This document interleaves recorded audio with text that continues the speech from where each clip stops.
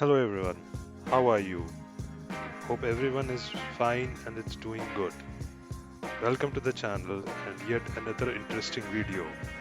So let's start and please don't forget to subscribe and to like the channel, and also if you want to provide your feedback in terms of your comments, it's highly appreciable.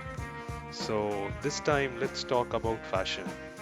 Yes, the thing which covers the important traits of our life. And fashion is a form of self expression and autonomy at a particular period and place and in a specific context of clothing, footwear, lifestyle, accessories, makeup, hairstyle, and body posture. It's all about how we dress and what we wear and the accessories we carry out. So, again, not blabbering much and wasting of much of your time, let's dive into the interesting facts regarding fashion. Okay, so let's start. So, let's talk about Napoleon. What? Napoleon. So, now everyone will think about what's the connection does the world's best general has with clothes and with fashion. To answer this, we have the first fact of the video. Do you know that there were no buttons attached to jacket sleeves? Correct. Yeah, jacket sleeves, the jackets what you wear, and the sleeves didn't have any buttons. And the buttons does not come out from the fashion name's sake, but it was Napoleon Bonaparte who had sleeves or buttons sewed on the jacket sleeves so that the soldiers don't wipe their nose on the sleeves. Yeah, it sounds dirty, but in early days, not only French but soldiers of most countries used to wipe their nose with the sleeves. And why only soldiers?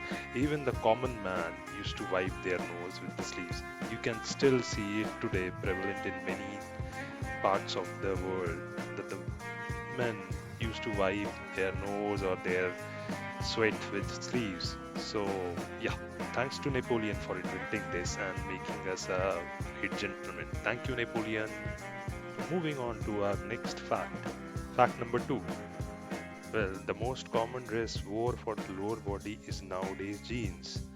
It is the most popular in the casual dress, which is wore almost equally by men and women alike. And it's almost like very popular in any part of the world. Maybe it's your country, it's any country. People do wear casually jeans, and it's like rough and tough daily wear. Look, like for example, if you take US, in United States, every person owns an average of 7 pair of blue jeans. That's one for every day of the week. But have you ever wondered or thought from where this jeans originated? Well, the word jeans, that is Jeans, comes from the cotton pant worn by jeans, that is Genes. These jeans are no other people but the Genoan sailors from Genoa, yeah, the place near Italy. So it was around 14th century when the Genoa is considered to have created the first pair of what is called as jeans. And Genoa's jeans fabric was a Fustian textile of medium quality and of reasonable cost. It was very similar to the cotton corduroy for which Genoa was famous and was used for work clothes in general. And the Genoa Navy equipped sailors with these jeans as they needed a fabric which could be worn wet or dry. So finally, this Genoa is behind jeans. So anytime, whenever you heard where or some see wearing jeans, you can imagine now the place of Italy, Genoa, behind this. So let's thanks the people and particularly the people of Genoa to give us the jeans. Yeah, so okay, let's continue and move on to our fact number three. So let's talk about gym or gymnasium. Yes, so now people will be excited. Okay, it's about gym, it's about exercise, it's about like doing some physical activity. Okay, so have you ever wondered from where does the gym started, or who are these first people to have used the gyms or do the exercise? So the fact is that the gym comes from the Greek word gymos, that is Gymos. And this gymos in the Greek language means naked. Yes, yes, you heard me right. Naked without any clothes or without any attire. Hmm. So, correct. Well, the truth is that in the ancient Greece, people used to do exercise naked. That is, they didn't wear anything while doing the exercise, and that's why the exercise place came to be known as gym. So they used to do exercise naked, and the place where they used to do exercise was particularly the place known as gyms. Yeah. So gyms were usually a locality for the education of young men, which included physical education and bathing and studying. The ancient Greek gymnasiums were the place where athletes trained for public games such as Olympics. After this, gyms disappeared for centuries, but by 19th century, schools and colleges started building gymnasium, and from this there is slightly evolved and to what is known as gyms nowadays. So that's quite interesting. But you please go with proper attire and not naked to flex your muscles in the gym. Yeah, this was an interesting naked exercise thing. Okay, let's move over to the next fact. Let's talk about heels.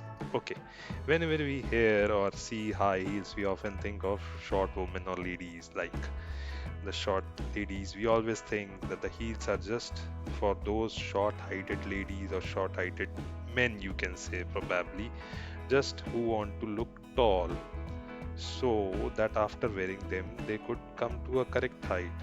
But have you ever imagined that the heels were introduced mainly for men? Yes, high heels were originally designed for and only for men. It was in early 17th century that Europe high heels were sign of masculinity and high social status. And at the end of the 17th century, the trend had spread to women's fashion as well. So men used to wear heels to ride horses up till 1740, and it was thought that the heels helped them to ride better. Well, coming to the 18th century, in the early 18th century, they were fashionable even for children at the time.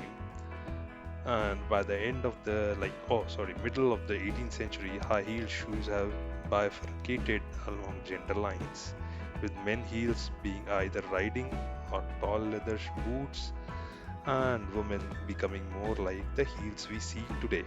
So by the end of the 20th century, narrow heels represented femininity and erotic capital, much like today's heels. So, from gentlemen, it shifted to ladies' fashion. Yeah, it's quite interesting. Like, firstly, it was made for men, and now it shifted to females or women, and nowadays, women are only wearing heels. But in the some time of span, children also wore these heels. Okay, let's move on to the last fact. Last but not the least, this is related to black color. Yeah, so it was once a taboo to wear black.